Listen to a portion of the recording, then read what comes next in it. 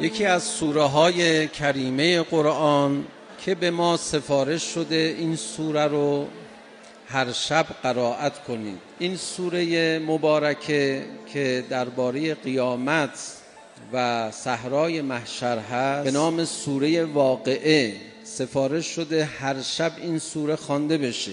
نکته بسیار جالب و بسیار مهم و تأثیرگذار از نظر تربیتی در این سوره مبارکه این است که روز قیامت مردم به دو دسته خوب و بد تقسیم نمی شوند، به سه دسته تقسیم می شوند. خداوند متعال در یک تقسیم بسیار مهم نتیجه حیات بشر رو در روز قیامت اینجوری اعلام می فرماید که شما در روز قیامت کنتم ازواجا ثلاثه، به سه گروه تقسیم خواهید شد.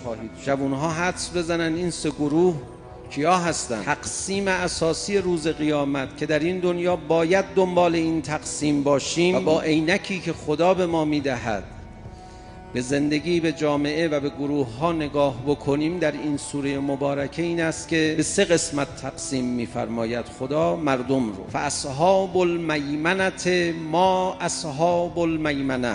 گروه اول کسانی هستند که سعادتمندند، یمن و خوشبختی و برکت نصیب اونها شده. ما اصحاب المیمنه، انگار در زبان فارسی بخوایم بگیم نمیدونید چه خوشبختی نصیب این گروه شده. گروه دوم اصحاب المشأمه ما اصحاب المشأمه، کسانی که شومی وجودشون رو فرا گرفته و چقدر اینها افراد شومی هستند. اینها هم گروه دوم، در واقع بدها و خوبها به صورت برجسته از هم جدا میشن.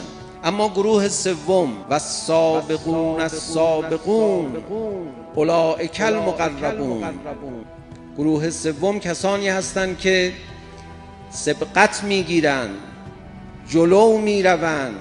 میفرماید اولئک المقربون، اینا مقربند. سبقت یعنی چی؟ یعنی این که افراد از هم جلو بزنن. همین الان در این جلسه هر کسی آمده است ثوابی ببرد، نوری پیدا کند، تقربی بیابد و برود، یا آمده اید مسابقه بدهید.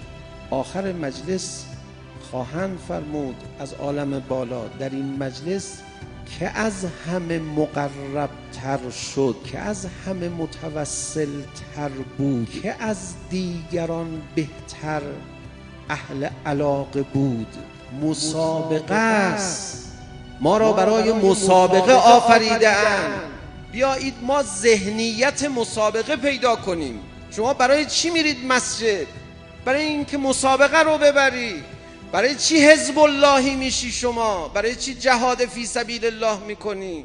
برای چی درس میخونی؟ متاسفانه این ذهنیت مسابقه از دین ما گرفته شده. متاسفانه در آموزش و پرورش یک دین انفعالی به جوانها یاد داده می شود. رعایت قوانین راهنمایی رانندگی نیاز به ذهنیت مسابقه نداره. خطا نکن جریمه نمیشی.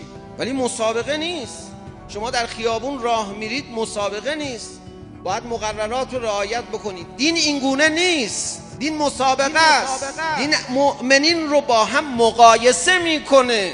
یک زن و شوهر با هم زندگی میکنن، تو خانه دارن مسابقه میدن کی میبره، کی پیش خدا عزیزتر میشه، کی بیشتر میبخشه، کی بیشتر کوتاه میاد، کی بیشتر رضایت دیگری رو فراهم میکنه. مسابقه رو ببر. یه نفر اومد پیش امام صادق علیه السلام نشست. راوی میگه دیدم کسی به نام عیسی بن عبدالله اومد پیش حضرت نشست. حضرت فرمود بیا اینجا پیش من بشین ببینم. احترامش کرد، بردش پیش خودش. بعد فرمود که فلانی لیس منا ولا کرامت من کان فی مصر فیه 100,000 او یزیدون و کان فی ذلک المصر احد اورع منه. اون دیگه به درد ما نمیخوره. آقا خب بقیه چی آدمای خوبیان؟ آقا گفتیم که مسابقه است.